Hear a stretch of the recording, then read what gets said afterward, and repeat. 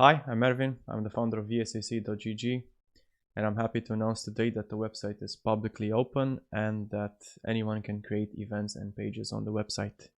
If you don't know what VSAC is, it's a competitive platform that's designed exclusively for Trackmania.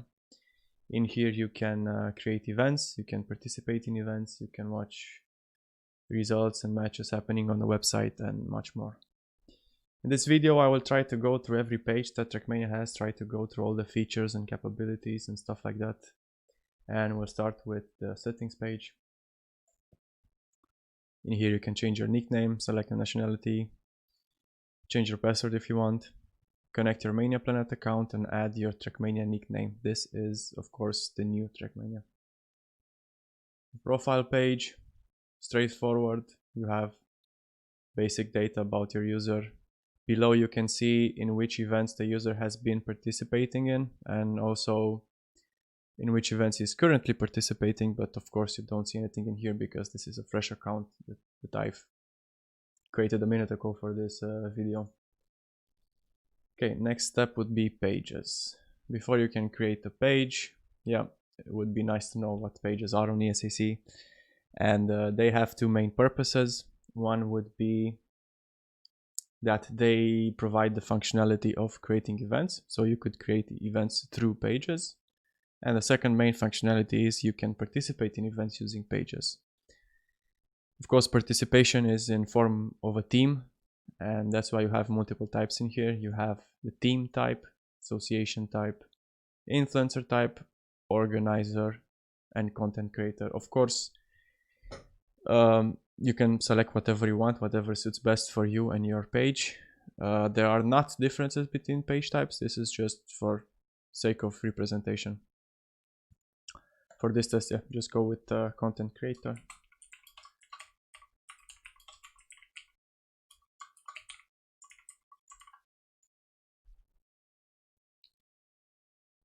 Three main things to cover on this page is you have a member section in here, and in the top right section you have a button where you can copy your invite link and you can send it to your colleagues. Once they access the link, they are able to join your page, and after they join you can edit their user roles to whatever access you want them to have. Next would be the settings. In here you can upload an avatar, change everything that was already provided in the creation form of the page, and you can also make it public once you want to do that. By default, all pages are created as private. In here you have a feed section where you can post announcements and stuff like that, and of course the most important thing in here, we have the create event button. You have liberty of event types, solo events and team events. If they're solo events, then user participate in your events. If they're team events, pages participate in your events. So anyone who would want to participate in your team event, they would have to create a page on ESAC. Two compatible games at the moment, the new Trackmania and Trackmania 2 Stadium. So let's create an event.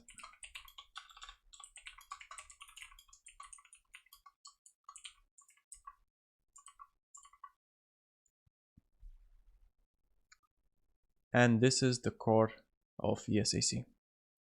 This is how the event page looks like, and yeah, let's start with the settings. You can add an avatar as well as in the page section. You can, of course, edit whatever you had in the event creation form. By default, our events are created as unlisted, meaning only those who have the link are able to access the event. Whenever you want participants to be able to register, you toggle this option and then save, and then register and withdraw buttons will appear on the event sidebar. And of course you can require a game account to your participants if you want them to link their game accounts before they are able to register to the event. This of course being done from the settings that I showed you earlier. The moderator section, in the left side you see all the members that your page have. And you can promote them to event moderators. After you've done that, you also have option to edit all the roles of the specific moderator. Of course, this is my event. I created it. I'm the admin of this event, so all roles and the promotion from page member to event moderator has been done automatically, so I don't need to change my roles, for example. And below you have the social media tab where you can add your links, and they will appear here on the sidebar. The overview page, you have an about section on top. You can see who organized the event. You can see if it's a solo or a team event, in which game the event takes place in, and how many participants your event has. Going to participants, in here you are going to see, of course, a list of all the participants. And one thing you might see on multiple pages is this purple outline.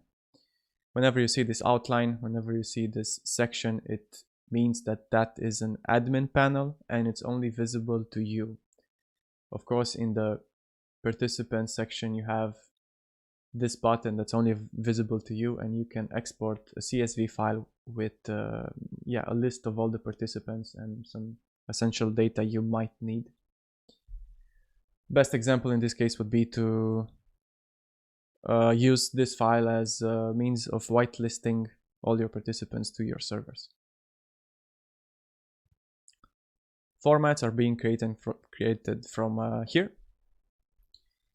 They are straightforward. You have a name, a type, and here you have multiple options like time attack, rounds, cup, laps, and other in case you're using something else, and a description.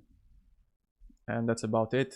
And that's why I would suggest you that if you will create an event, to be as descriptive as possible in here so that everyone can understand what your format is. So let's create a format.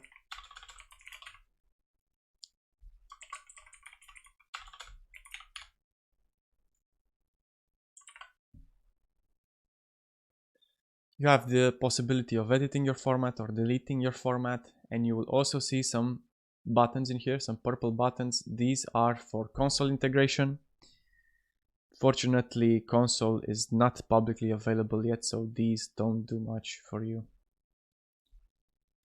Going on to maps, you can either import a map pack from main exchange, and this is pulling data from the respective main exchange according to what game you have selected for your event. So if it's the new Trackmania, it's going to pull data from trackmania.exchange. If it's Trackmania to Stadium, of course, from tm.mainexchange.com. We'll create a map pack.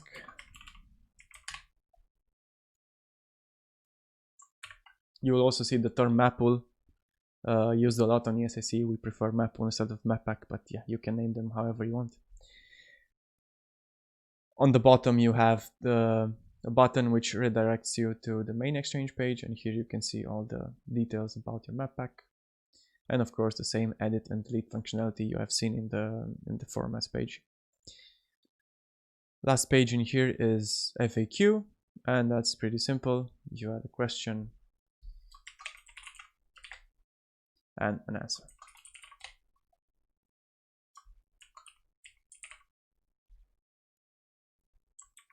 And that's pretty accessible for everyone to see, and probably it's good to structure your rules and your requirements in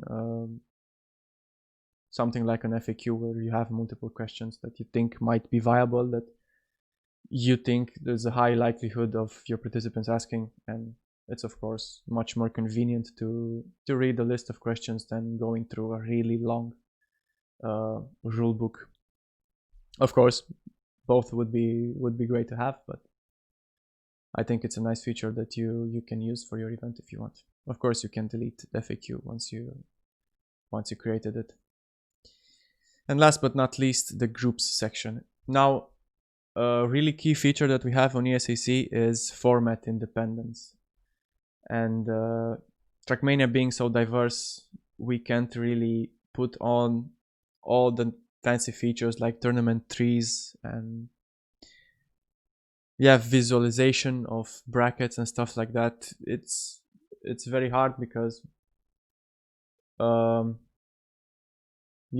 has a huge variety of formats, and being this straightforward that it is, you have the flexibility of creating what kind of event you would like. The only thing you need to bear in mind that is you create groups on ESAC, and each group represents a group of matches. So groups could represent literally anything you want. They could be divisions, they could be leagues, they could be semifinals, finals, qualifications, seeding phase, whatever. It's up to you to structure your event however you want. So let me create a group.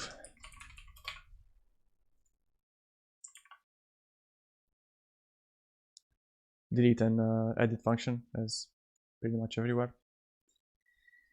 Again, purple outline, meaning an admin panel only visible to you, and you have some admin functionality in here. You could create a match where you select a map pool, a date, and a name.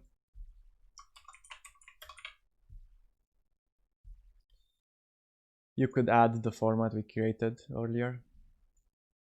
And of course you could add participants, but since this is a fresh event, there's no participants to select. And now let's move on to the match page. And this is how the match page looks like. I'm going to this first section now. This is the details section where you can see the date is selected and the status. You can change the status from here in your admin panel and select the 3 possible values. Also, you have an event status, not just a match status, and you can change that from your sidebar. Also, if you add the format from the group, you would see that it pops up in the details section as well. The results card, the results section, you can see multiple buttons below, and these are not only available to you, these are available to multiple people. For example, these 2 are available to any ESAC user that is currently logged in. For example, the submit stream option is very useful for casters. They might be interested in casting this match, and they could submit their stream by adding their channel. Let's go for Riolo in this case, and providing just a basic name